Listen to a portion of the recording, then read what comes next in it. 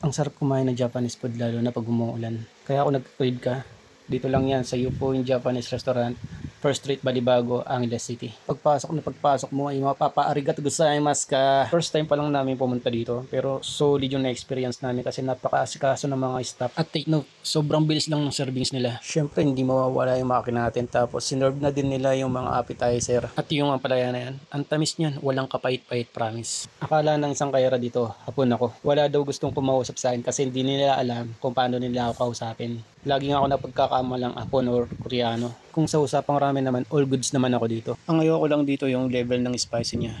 Level 5 na yung pinili ko dito pero mas maangang pa rin yung barikara ng Kuroda. Nakatikim na kasi ako ng ramen ng Ichiran sa Japan.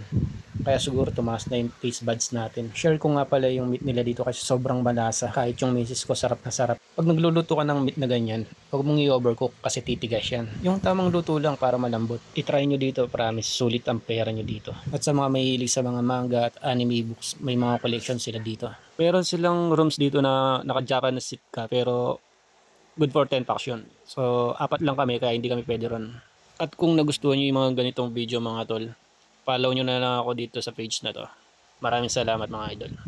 Peace.